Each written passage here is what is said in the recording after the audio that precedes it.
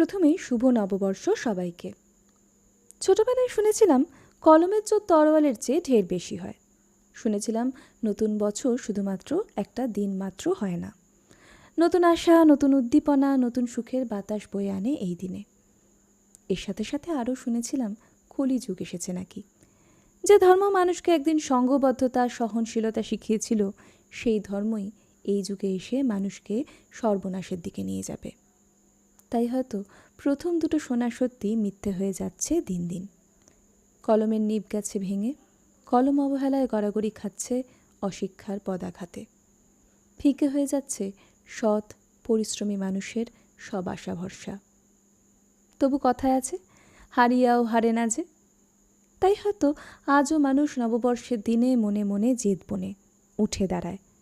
অন্যায় এবং অন্যায়কারী যত দুর্ধর্ষই হোক না কেন, তাদের বিরুদ্ধে সমস্বরে গেয়ে ওঠে, যদি কেউ কথা না কয়, ওরে ওরে ও অভাগা, কেউ কথা না কয়।